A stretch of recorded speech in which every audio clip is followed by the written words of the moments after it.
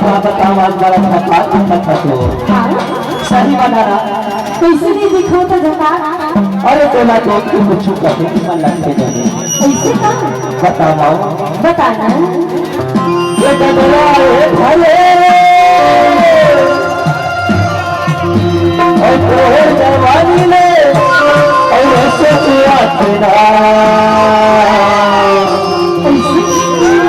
और सुनता ये भले समुद्र रानी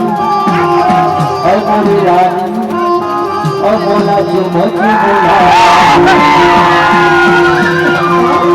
और देखे बच्चों को ये बदला है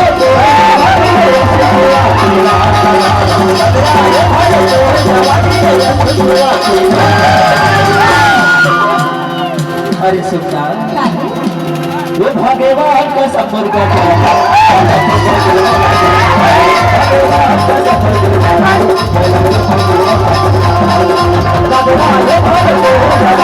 अरे सुनता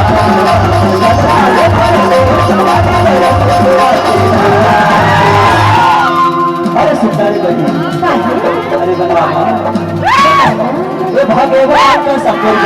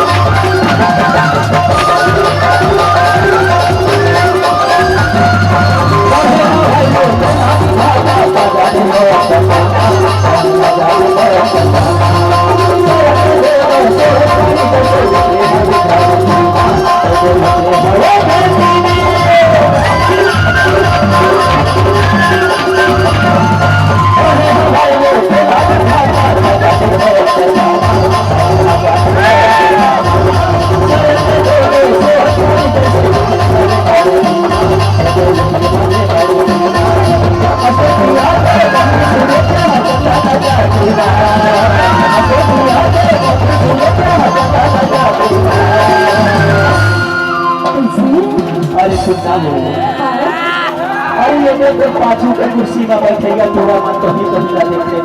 बोली हाँ कभी कभी देखते बोली बता देता अरे बता दो ये हाथ में बगले और आंखें में किसना वो घुमरान ही करवा माली का ये दुनिया कोई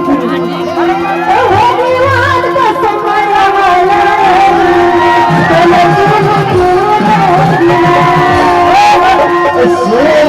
भगवान का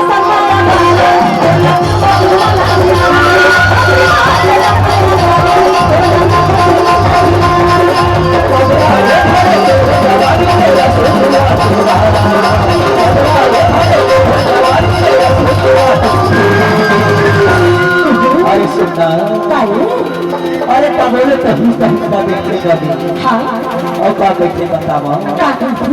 ये भगवान का समूर्ति वाली और मोरी रानी और तेरा देखो देखो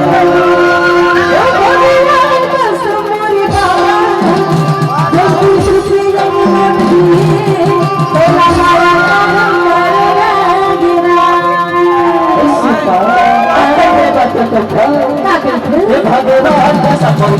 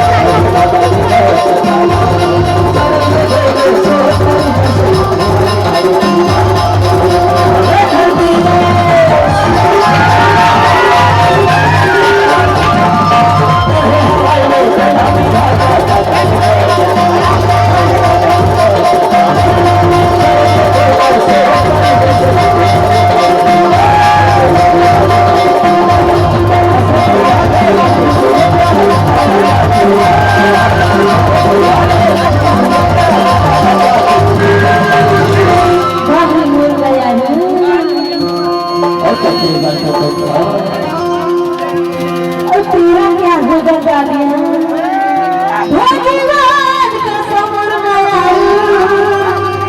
इथे दिवाले